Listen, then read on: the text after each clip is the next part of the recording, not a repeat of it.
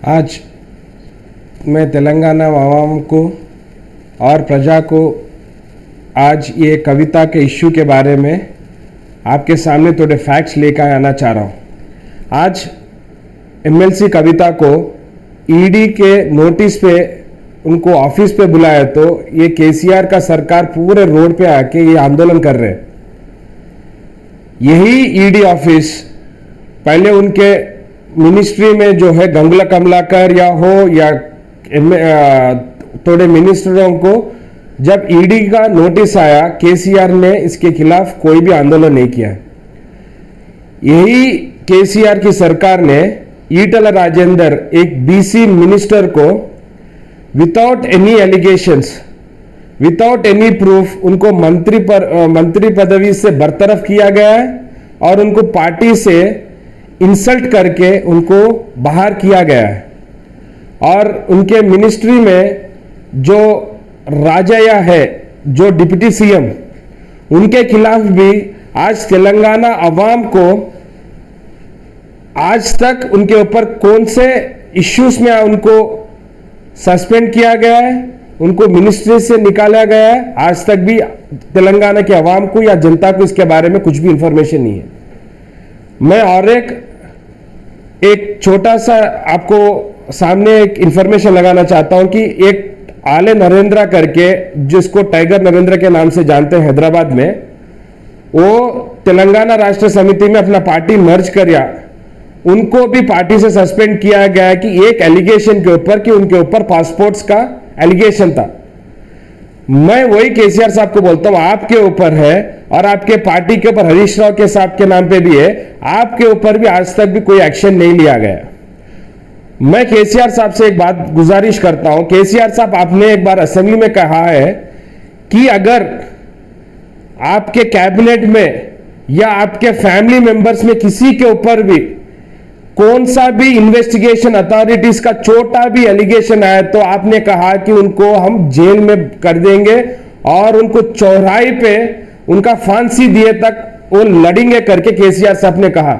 आज केसीआर साहब ने आपको आपके बेटी को एक ईडी का नोटिस आया तो पूरा मिनिस्टर लोग दिल्ली पहुंच गए, आपका टीआरएस के या बीआरएस जो भी हो वो लोग पूरे रोड पे आ गए। आज तक आपका मेयर जो हैदराबाद में ये कुत्तों से लोग बेजार हो गए, बच्चों को नोच नोच के ये कुत्ते काट रहे हैं, आप उनके ऊपर एक्शन नहीं लेते हैं। आज वो मेयर अम्मा आज जाके रोड के ऊपर आंदोलन कर रहे हैं। आज आवाम या जनता रोड पे आज बेजार होके तो उन लोग एक सरकार से वेक्स्ड होके ये पब्लिक पूरा कांग्रेस की तरफ देख रहे हैं और कांग्रेस के लोग पूरे भी हाथ से हाथ जोड़ अभियान लेके हम आपके मोहल्ले में आ रहे हैं, आपके डोर टू डोर कैंपेनिंग में आ रहे हैं। आप उनके तकलीफ हम डेली अपने ट्विटर में हम टैग कर रहे हैं। उनको इतना भी फुर्सत नहीं है कि वो प्रॉब्लम को एड्रेस करें या उनको सॉल्व करें। मैं एक ही बात बोल रहा हूं, ये बीजेपी और ये बीआरएस वाले दोनों भी ये ड्रामाबाजी कर रहे हैं। ये लोग करंट अकाउंट और सेविंग्स अकाउंट की तरह से काम कर रहे हैं। अगर सेविंग अकाउंट में अगर अमाउंट कम हो गया तो करंट अकाउंट से ट्रांसफर करते, करंट अकाउंट से सेविंग्स अकाउंट में ट्रांसफर करते हैं, मगर अकाउंट होता है एक ही इंसान का। यही तरीके से ये दोनों भी काम कर रहे हैं। मैं पूरे तेलंगाना के अवाम को और देश के अवाम से एक ही गुजारिश करता हूं, ये दोनों भी ड्रामेबाजी नाटक जो हो रहा है इन लोगों के ऊपर तेलंगाना और देश के लोगों को ध्यान देना चाहिए। ये लोग अपने जो इलेक्शन के प्रॉमिसेस किए, अभी इलेक्शन आ रहा है, इलेक्शन से पहले ये ड्रामाबाजी करके और जो प्रॉमिस किए हैं वो प्रॉमिसों को सब लोग भूल जाना करके ये सब नाटक कर रहे हैं। हमने कहा है कि अब एक concrete allegation is there against Kavita that she is involved in the liquor scam. What is stopping her from go in front of the investigating authorities to give the clarification?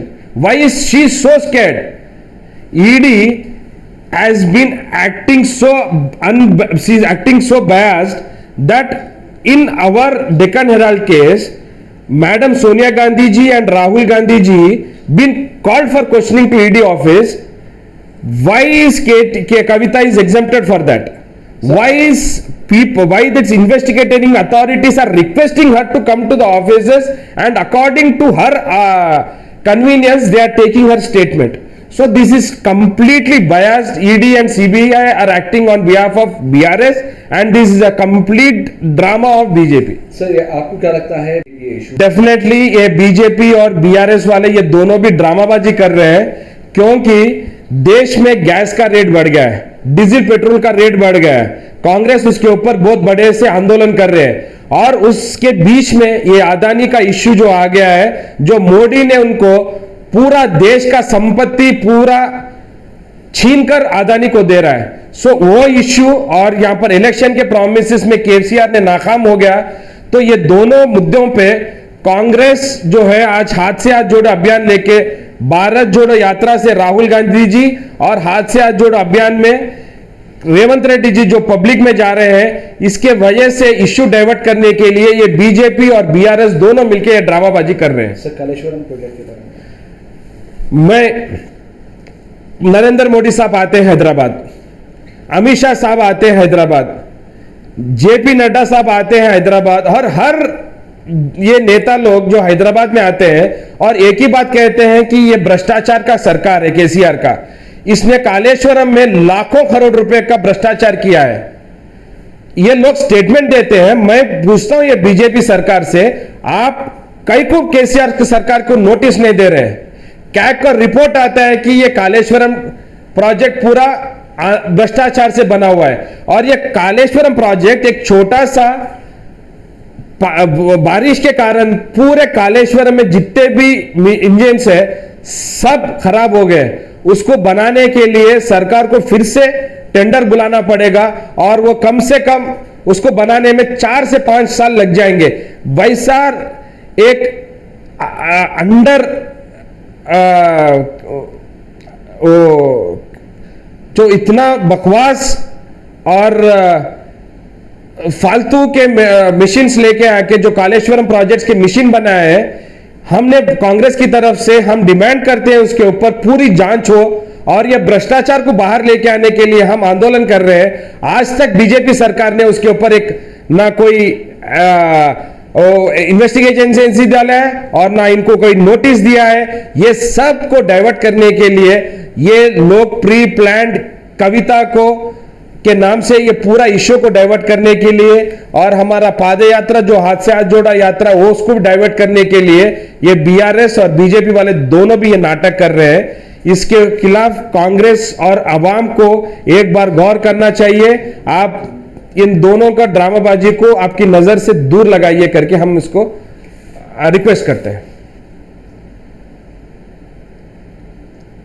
हमारा पीसीसी प्रेसिडेंट रेवंत रेड्डी जी और हमारे CLP leader Batti Vikramarka जी ने एक CLP से एक delegation लेके कालेश्वरम गए, तो उनको अरेस्ट किया गया है और उनको कालेश्वरम को आने के लिए रोका गया है।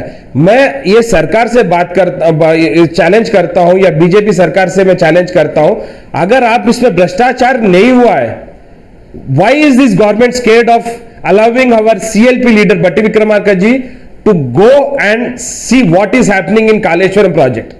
And one more thing, I would like to draw the attention of the people of Telangana that Mr. Revanth Reddy ji, he has given the sufficient evidence to the investigating authorities. He personally, as an MP and a Telangana Congress president, he has given so many notices to the CBI and ED to investigate in the Kaleshwaram and sand mafia which is going on in Telangana.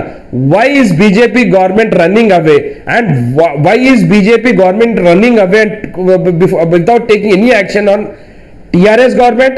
I have been seeing that Narendra Modi ji, JP Nadda ji, Amit Shah, they are coming to Hyderabad or Telangana and addressing the public meetings, and number of times they have said that this Telangana government is completely in the corruption and the serious allegations they have made on TRS government.